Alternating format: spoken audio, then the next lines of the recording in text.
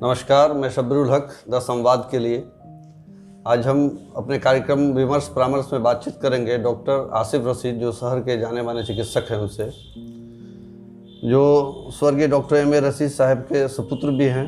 उन्होंने रड़िया high school से शिक्षा प्राप्त की है, बाद में पटना साइंस कॉलेज भी गए, फिर मेडिकल का प्रोफेशनल अलीगढ़ मुस्लिम यूनिवर्सिटी से किया उन्होंने। तो डॉक्टर साहब नमस्कार। शुक्रिया, आपका भी बहुत बहुत शुक्रिया। सबसे पहले आपसे हम जानना चाहेंगे कि आपने इसी प्रोफेशन को क्यों चुना? सबसे बड़ी बात ये है, पहली बात कि लोग अपने आप के आप आसपास के इन्वायरमेंट को देखता है। तो सबसे पहला इन्वायरमेंट जो है मेरे घर का ही था।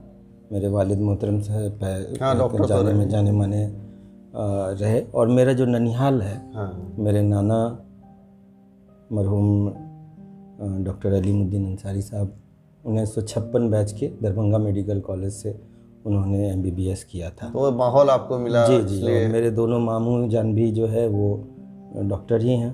तो ननिहाल और ददिहाल में हमने इसी को देखा, और इन सब में एक चीज़ हमने, चाहे नाना मोहतरम हो या अब्बा हो, इसमें इन्होंने खिदमत खल्क का जज्बा देखा। और देखा कि मतलब दोनों फ़ायदा है कि मतलब अपना ज़रिया भी हो गया और खिदमत भी हो गया। ये एक बहुत बड़ा देखा उन्होंने भी। सब लोग एक छोटे शहर में, सब ने डिग्री बहुत बड़ी हासिल की, लेकिन सब लोग छोटे शहर में अपनी प्रैक्टिस की और लोगों को जो है खिदमत के जज्बे से सबको देखा। तो ये जज्बा ये बहुत ज़्यादा ये बहुत मुतासिर कुन था, जिसकी वजह से मैंने अपने आप दिल में आया कि मैं इसी लाइन को चलूँ। तो आप तो जाने माने चिकित्सक हैं, हालांकि बड़े बच्चे दोनों को देखते हैं, बच्चों को ज़्यादा आप देखते हैं। जी। तो अभी जो सीज़न है कोल्ड का, जी अभी कोल्ड का सीजन चल भी रहा है और कोल्ड जाने वाला भी है, जो कि जनवरी चल रहा है। तो इस में अभी क्या प्रिकॉशन लेना चाहिए बच्चों को ताकि बीमारियों से बच पाए वो? जी। कुछ चीज़ें तो हमारे यहाँ कॉमन है बीमारियों से मुतल्लिक, जो ज़्यादातर हमारे यहाँ एक विंटर वोमिटिंग बग होता है। एक सिनेरियो होता है कि अचानक से जो ठंड लग जाने की वजह से बच्चों में दस्त, उल्टी इसका हो जाना बहुत ही आम है। और इसमें जो सबसे और कॉमन बच्चों में ख़ास तौर से अपर रेस्पिरेटरी ट्रैक्ट इन्फेक्शन, गले के दरमियान का, नाक, जैसे कॉमन फ्लू, सर्दी ज़ुकाम, थ्रोट इन्फेक्शन, सोर थ्रोट, और खांसी, ब्रोंकाइटिस हो जाना, ये एकदम बहुत सारे कॉमन है। उससे बचने का उनके पास क्या उपाय है? छोटे बच्चे, न्यू बॉर्न बेबी है, उन लोगों को क्या प्रिकॉशन लेना चाहिए ताकि से बचा जा सके? देखिए, जो अपने यहाँ जो गांव का माहौल है, तो उसमें क्या होता है कि जो ज़्यादातर लोग गर्मी हासिल करने के लिए अलाव का, जलावन का इस्तेमाल गाँव समाज में तो ज़्यादा उसका है। उसमें होता क्या है कि आग के साथ साथ धुआं भी होता है, और जिससे ये ज़्यादा उनको, या फिर बंद कमरे का इस्तेमाल करते हैं लोग, बंद कमरे में आग जलाते हैं। अच्छा।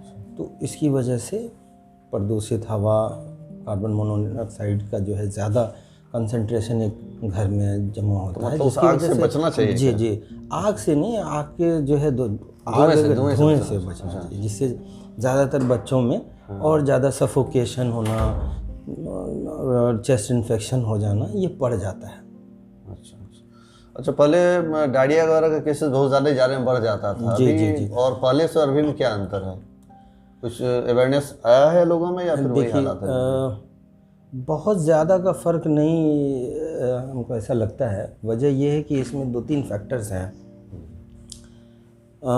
एक तो ये है कि सरकारी तंत्र कुछ हरकत में आई है, क्योंकि आपको पता होगा कि बिहार का ओवरऑल इंडिया में जो इन्फेंट मोर्टेलिटी रेट है या अंडर 5 मोर्टेलिटी रेट है, ये बहुत ज़्यादा है। बचपन के जो है अंडर 5 मोर्टेलिटी पर 1000 में लगभग 30-40 के आसपास है, और इन्फेंट मोर्टेलिटी 1000 में 56 इस तरह से है। अब जो है कुछ जो है इधर 2-3 सालों में वो इम्प्रूवमेंट आया है। उसमें सरकार का कुछ एग्रेसिवनेस भी है, कुछ बहुत सारे प्रोग्राम्स चल रहे हैं, कुछ NGOs उसमें लगी हुई हैं। तो सब चीज़ का फ़ायदा मिल रहा है लोगों को। मतलब एक आखिरी रूट तक तो मिल नहीं पाता है, लेकिन फिर भी इन लोगों का कुछ इन्वेजन है जो पहले था वो जो थोड़ा सा इम्प्रूव हुआ है। आप लोग भी अवेयरनेस जी करते होंगे, पेशेंट को कुछ सलाह देते हैं? ये सबसे बहुत ज़रूरी है। जितने भी इस प्रोफेशन से जुड़े लोग हैं, मैं सिर्फ शिक्षक के लिए ये एक शिक्षा का काम करना सिर्फ डॉक्टर पर सीमित नहीं है। जी। जैसे आप लोग भी, जैसे बहुत सारे लोग नगर में केमिस्ट हैं और कुछ लैब टेक्नीशियंस हैं। असल में ये होता क्या है कि जो जुड़े हुए हैं, इनका एकदम बिल्कुल दायित्व बनता है कि जो है अवेयर करें लोगों को। जो है अब जैसे अब बहुत सारे हम देखते हैं बच्चों को कि लोग जो है बदन में किरासन तेल लगा के आते हैं कि उससे गर्मी पैदा हो, और किरासन तेल केरोसिन पॉइजनिंग अपने आप में निमोनिया कराता है। अच्छा। ये बहुत ज़्यादा अपने यहाँ कॉमन गांव देहात का, गांव देहात में सब चीज़ों का। तो देखिए, एजुकेशन अवेयरनेस, आप लोगों को बधाई कि इस माध्यम से आप जो है बहुत बड़ा अच्छा काम कर रहे हैं, क्योंकि समाज का जो तबका आज तक नहीं जानकारी, उसको कमी है, पैसे की दिक्कत है, इस प्रोग्राम के माध्यम से जी बिल्कुल। हमारा जो है बहुत ही अपेक्षित जगह रहा है, बहुत ही पस्ती वाला हमारा एरिया है। हम लोग बाढ़ग्रस्त में रहते हैं, बहुत विपरीत विपरीत परिस्थितियों में हम लोग जीते हैं, और पॉवर्टी आप जानते हैं कि बहुत ज़्यादा है। हम लोग जो है वो किसान या फिर मज़दूर तबका ज़्यादा है हमारे इलाके में।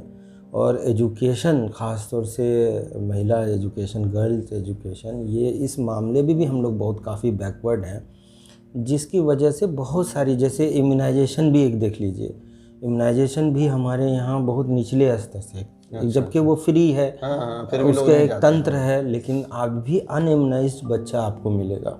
मुझे रोज़ एक ऐसे भी बच्चे 2-2.5 साल के भी बच्चे मिलते हैं जिनको आज तक टीका नहीं लगा। तो इसका रिपोर्टिंग करते हैं, अवेयरनेस से किसी न किसी कारण से डरते हैं या पहुंच नहीं पाते हैं, लोग नहीं पहुंच पा रहे हैं। तो ये एक बहुत अच्छा माध्यम हो सकता है जिसकी वजह से आप जो है लोगों तक पहुंच सकते हैं। ये बहुत अच्छा प्रयास है। अच्छा, छोटे बच्चों में अभी सीज़न में जैसे कोल्ड का या फीवर का ये सब प्रॉब्लम आता है, ब्रोंकाइटिस है, ये सब प्रॉब्लम आता है, तो इसके लिए क्या करना चाहिए लोगों को? देखिए, हमारे सजेस्ट करते हैं लोगों को? ज़्यादातर हमने देखा है कि बच्चों में ज़्यादातर हम लोगों के यहाँ अनइम्यूनाइज्ड, अंडर नरिश, कुपोषित बच्चे ज़्यादा, ये सबसे ज़्यादा टारगेटेड है, मतलब सबसे ज़्यादा ग्रसित यही होते हैं। अच्छा, जो प्रेगनेंसी पीरियड में माँ जो भोजन वगैरह कम लेती है, डाइट कम लेती है, वो तो उससे कुपोषण होता है माँ को, और फिर जो है लो बर्थ वेट, जो है कम वज़न वाले बच्चे या कम समय में बच्चे ये पैदा होते हैं। वो बच्चे ज़्यादा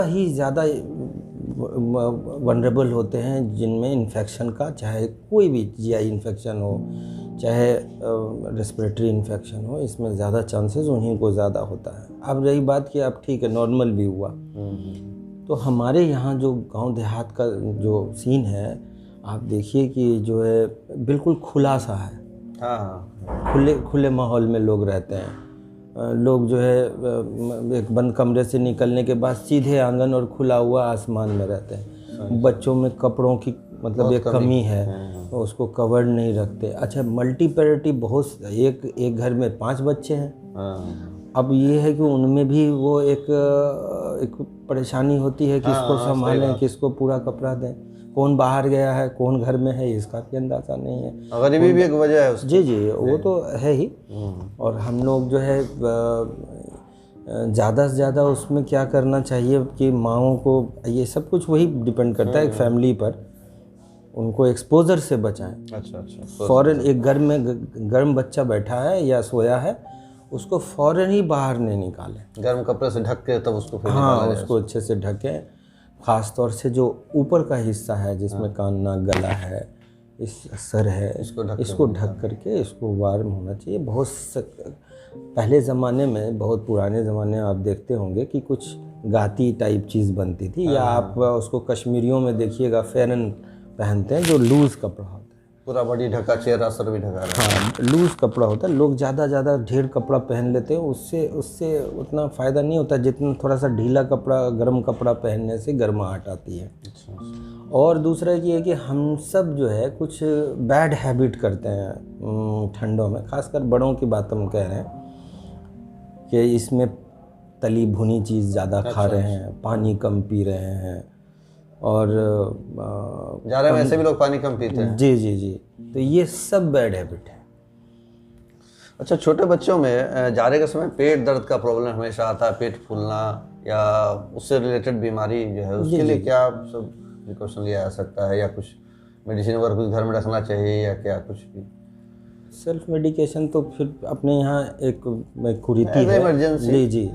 लेकिन फिर भी जो है यही बात है कि बच्चों में जो है जैसे बहुत सारा नमकीन चीज़, आज सबसे बड़ा जो हमारा जो बच्चों में जो है हम देखते हैं कि यहाँ तक कि मैंने देखा है कि लीवर फंक्शन भी डिरेंज हो रहा है बच्चों में। वो फास्ट फूड का और ये जंक फूड की वजह से। अच्छा।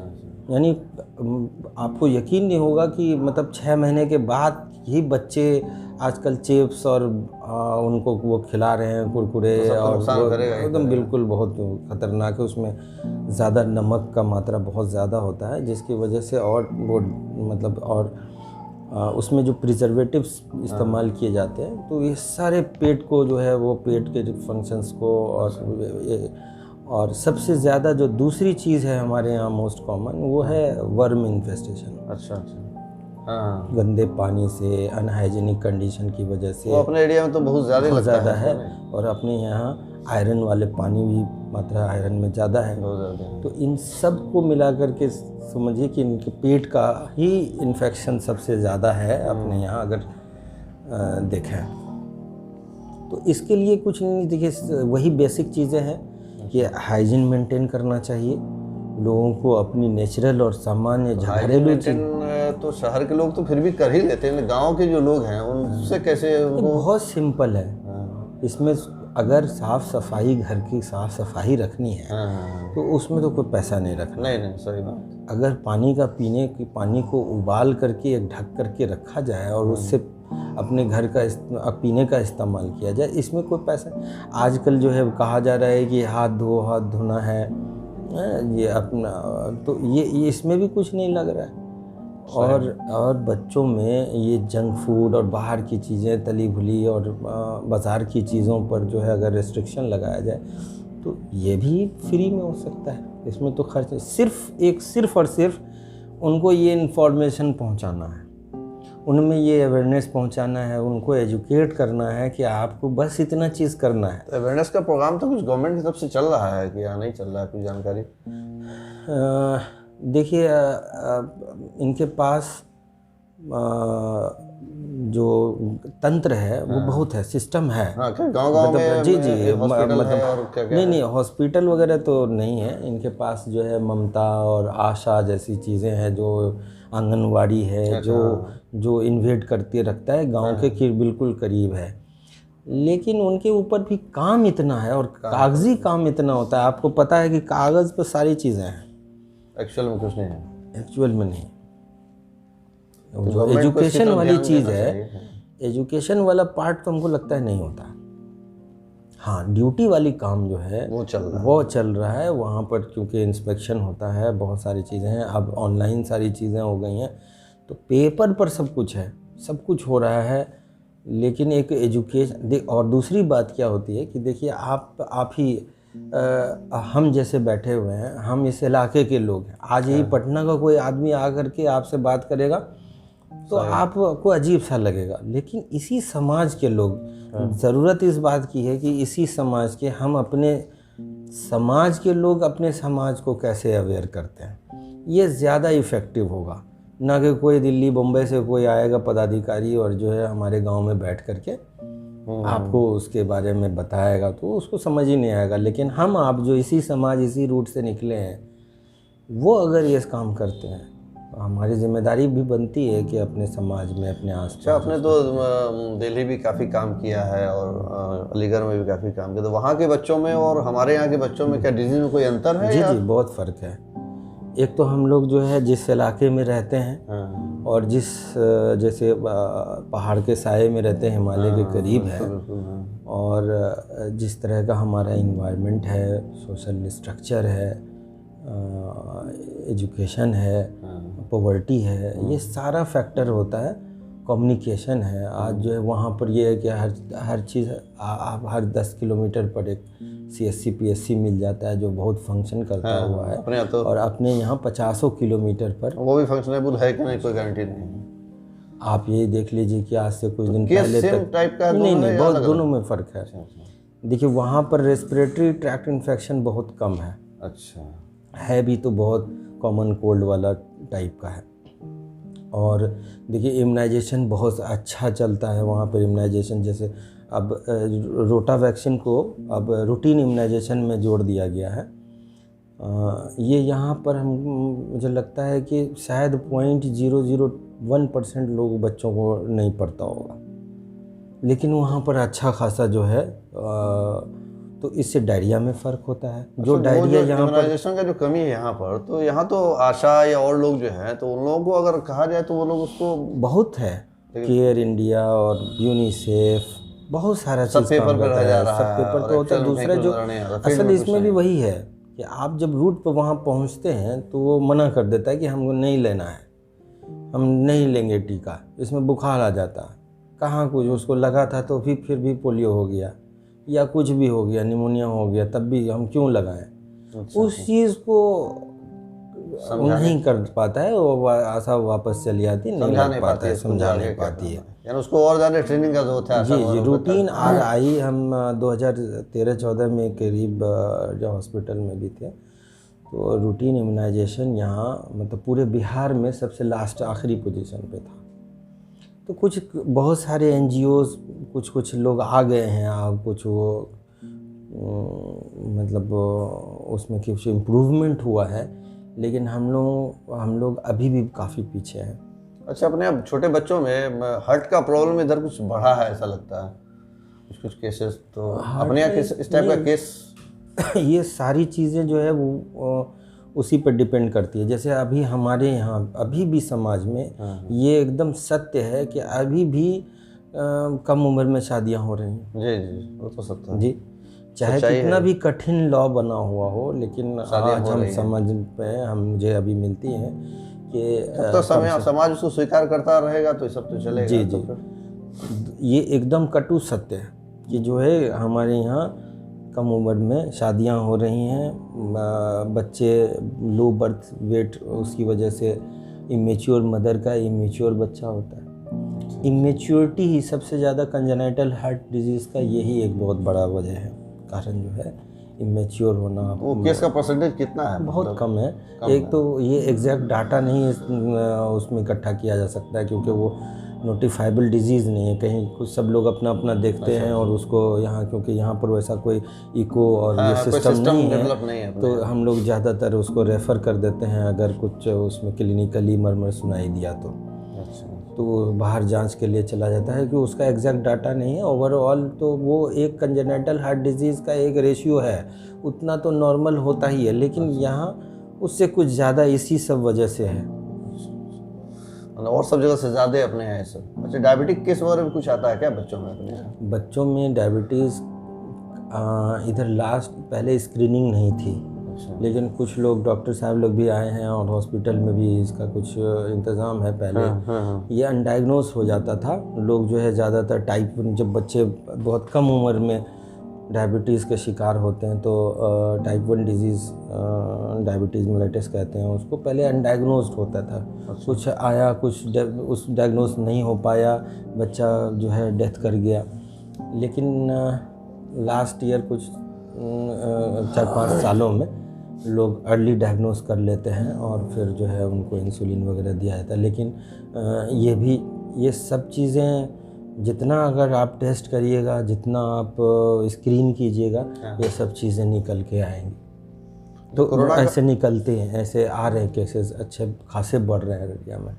अच्छा, कोरोना काल में तो काफ़ी डिफिकल्टीज आई होगी पेशेंट को देखने में आप लोगों? जी, सबसे ज़्यादा प्रॉब्लम तो कम्युनिकेशन है। मैनेज किए? कम्युनिकेशन का बहुत बड़ा एक रहा, और दूसरा एक रहा कि एक बहुत मतलब एक हंसी की बात रहेगी कि जो क्वारंटीन सेंटर्स बने थे तो लोगों ने गांव में ये दुष्प्रचार किया कि सरकार छीन लेता है बच्चा। अच्छा आपके चाहे अगर पॉजिटिव आया तो सरकार चाहे बच्चा हो कोई भी आदमी को आपको अरेस्ट करके ले जाता। वो ऐसा सीन था, सिनेरियो था। तो ज़्यादातर जो है जितने बच्चों में अगर रेस्पिरेटरी ट्रैक्ट इन्फेक्शंस रहे, खांसी रहा या कुछ इस तरह का निमोनिया सिम्टम्स रहे तो ये बताती ही नहीं थी माँ। बहुत हद तक अभी मेरे ख्याल से 2 महीने पहले तक, नवंबर तक, कोई भी मदर ये नहीं कहती थी कि बच्चे को मेरे खांसी हो रहा है। उनको ऐसा लगता था कि शहर में अगर हम खांसी के लिए कहेंगे तो मेरे बच्चे को छीन करके कहीं क्वारंटीन सेंटर में डाल दिया जाएगा। तो इस डर से वो खांसी जब हम सुनते थे अपने स्टेट से, उसके बाद ये पता चलता है खांसी है कि नहीं। जी, या खांसी है भी नहीं। वो बुखार और ये दूसरी चीज़ें बताती थी। अच्छा। लेकिन खांसी या सर्दी जुकाम ऐसा कुछ बताती नहीं। तो उनको ऐसा लगता था कि वो टेस्ट हो जाएगा, उसमें पकड़े जाएंगे तो हमारे बच्चों। तो ये दुष्प्रचार, यही मैं कह रहा हूँ कि बहुत ऐसी चीज़ें हैं जो अवेयरनेस, एजुकेशन, ये सब बेसिक चीज़ है जो हम लोग अगर दे पाए समाज को तो बहुत सारी चीज़ों पर हम लोग काबू पा सकते हैं। बहुत सारे डिजीज़ ही नहीं, बहुत आप देखिए कि अगर किसी घर में अगर किसी को आज डायरिया हो जाता है बच्चे को तो एक इकोनॉमिकल उसको एक क्राइसिस भी आती है, अच्छा खासा खर्च होता है उसको। तो अगर इससे बचता है तो उसको एक फिनेंशियल डेफिसिट में जाने से भी बचेगा। सही। तो बहुत एक ही चीज़ से एक अच्छा अवेयरनेस और अच्छे एजुकेट करने से समाज को हम लोग कई पहलू पर कामयाबी हासिल कर सकते हैं। सिर्फ बच्चों में नहीं, बड़ों, औरतों, बूढ़ों, इन सब में एक ऐसा मतलब एक ये कुछ कोशिश करना चाहिए जॉइंटली। और सिर्फ डॉक्टर समाज ही नहीं बल्कि ये तो पार्ट्स हैं जो भी हमको लगता है कि जो भी समाज के जिम्मेदार लोग हैं सब लोगों को चाहिए कि मिलजुल के इसको बिल्कुल। और एजुकेशन पे काफ़ी गौर, क्योंकि हम लोग उन सब चीज़ों में भी पीछे हैं। अगर हम एजुकेट करेंगे तभी तो वो भाई किसी इम्यूनाइजेशन के लिए जा पाएगा। इवन बच्चों में जो अभी पैदा होते हैं बच्चे, तो जननी सुरक्षा योजना में कुछ हॉस्पिटल में कुछ पैसा लमसम उनको एक मिलता है। अच्छा। तो इस रकम को वो नहीं जानते हैं कि किस लिए मिलता है। उसके लिए आप देखिएगा लाइन से लोग लाइन में लगे हुए हैं और ढेर पैसे के लिए, लेकिन वो एक मातृत्व लाभ होता है माँ को खाने के लिए। माँ को कुपोषण से बचाने के लिए। क्योंकि स्टडी हुई कि जो है माँ को जो है क्या करते हैं कि आप देखे होंगे कि न्यूनेटल जॉन्डिस हो गया या कुछ ऐसी चीज़ें हो गई तो माँ को खाने से रोक दिया जाता है और उससे जो है वो फीड नहीं कर पाती है, बच्चा जो है वो फिर जो है वेट गेन नहीं कर पाता है, वो फिर इन्फेक्शन का ये हो जाता है। अच्छा, एक आखिरी क्वेश्चन है आपसे कि जॉन्डिस के समय में क्या मालिश वगैरह होना चाहिए या नहीं, कुछ ऐसा? अब ये है कि जॉन्डिस आप किस चीज़ से कह रहे हैं। जैसे शुरुआती कुछ चीज़ें होती हैं जो गांव देहात में कि जॉन्डिस हो गया उसको मालिश नहीं करना है या कुछ ऐसा, जो हेपेटाइटिस होता है उसमें बोल रहे हैं। नहीं, गांव में तो जनरली कॉमन जो जॉन्डिस होता है। देखिए, जो एक तो बच्चे पैदा होते हैं वो उसको न्यूनेटल जॉन्डिस कहते हैं, उसमें कुछ जॉन्डिस होता है। तो वो कोई एक पैथोलॉजिकल जॉन्डिस नहीं है, एक फिजियोलॉजिकल जॉन्डिस है जो सेल्फ लिमिटेड डिजीज़ है, खुद ही जो है वो ठीक हो जाता है।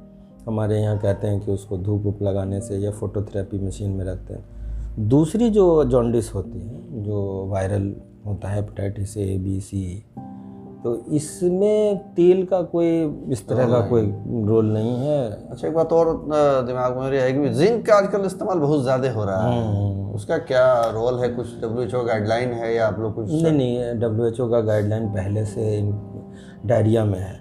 अच्छा, डायरिया जी, WHO का गाइडलाइन डायरिया में बहुत पहले से चल रहा है कि आप क्या है इसमें जो है वो जो सबसे तो ये है कि जो एब्जॉर्प्शन है इसमें आँत में, अच्छा, उसके पेरिस्टाल्सिस को ये थोड़ा सा कंट्रोल करता है एब्जॉर्ब और इजीली एब्जॉर्ब हो जाता है। तो क्या ऐसे भी दिया जा सकता है वो, या ऐसे ही देखरेख में ही दे सकते? नहीं ये इम्यूनिटी बूस्टर होता है। आज तो देख रहे हैं कि आप कोरोना में भी जो है उसका जिंक का एक गाइडलाइन उसका भी आया कि लेकिन मतलब चिकित्सकीय देखरेख में उसका प्रयोग ये एक ऐसी चीज़ नहीं है कि जो है एकदम वाइटल किसी डॉक्टर आप ऐसे भी जो है इस्तेमाल कितना लेना है डोज उसको तो एक्चुअल पता 10 मिलीग्राम ले सकते हैं बच्चे को दिया जी 10 से 20 मिलीग्राम तक पर डे। डॉक्टर साहब आपका बहुत बहुत शुक्रिया, आपने बहुत कीमती टाइम हमारे निकाला। हमारे दर्शकों के लिए कुछ दो शब्द जो आप बोलना चाहें और समाज के लोगों के लिए अवेयरनेस के लिए कुछ बोलना चाहें? जी मुझे बहुत खुशी हुई है। आपकी पूरी टीम को बहुत बहुत शुक्रिया कि आपने मुझे मौका दिया, इस लायक समझा कि मैं अपने लोगों के सामने पेश हो सका। और जो कुछ भी मैंने बुनियादी चीज़ें बताई वो शायद किसी का काम आए। सबसे पहले तो मैं आप सबको इसके लिए बहुत मुबारकबाद दूंगा कि आप जो है इस सोशल मीडिया के थ्रू एकदम आम आदमी के सामने रूबरू हो रहे हैं। क्योंकि हम लोग जानते हैं कि 2020 में जो कोविड का पूरा एक सिनेरियो रहा जिसमें प्रिंट मीडिया या और कोई दूसरा मीडिया नहीं पहुंच पाया, हम लोग अखबार से दूर हो गए या फिर कुछ अवेयरनेस प्रोग्राम्स नहीं हो पाए, लोग जो है जलसा जुलूस नहीं कर पा रहे हैं, कुछ इकट्ठा नहीं हो पा रहे हैं। तो अब ये जो भी बुनियादी चीज़ें हैं वो कैसे आम लोगों तक पहुँचे, ये बहुत बड़ा बेड़ा आपने उठाया है। बहुत काबिल तारीफ़ है कि एक कंसेप्ट आप लोगों को सूझा। मैं चाहूँगा कि इसमें हर तरह के जो सलाहियत वाले लोग हैं इसमें जुड़ें, इसमें आएँ, अपने वॉलंटरीली इसमें सामने आए, लोगों को ये बताएं। जितना आप इस जगह के लिए अपने लोगों के लिए बुनियादी कुछ मालूमात दे सकते हैं वो बहुत फ़ायदेमंद होगा इंशाल्लाह। ये मुझे लगता है कि एक बहुत अच्छा कदम है। और मैं एक बार फिर आप सब पूरी टीम को जो है इसके लिए बहुत बहुत मुबारकबाद देता हूँ। तो दर्शकों, ये थे डॉक्टर आसिफ रशीद, शहर के जाने माने चिकित्सक। उम्मीद करते हैं कि इनके बातों से आपको बहुत ज़्यादा फ़ायदा पहुंचेगा। दूसरा कि अपील आपसे करना था कि अब तक अगर आपने हमारे चैनल को सब्सक्राइब नहीं किया है तो आज ही बेल आइकॉन अभी दबाएं और सब्सक्राइब करें। आपके मन में किसी तरह कोई भी सवाल हो, कोई भी क्वेश्चन हो, आप कमेंट सेक्शन में जाके कमेंट करें। आपके कमेंट्स का हमें इंतजार रहता है ताकि हम प्रोग्राम को और भी बेहतर बना सकें। शुक्रिया।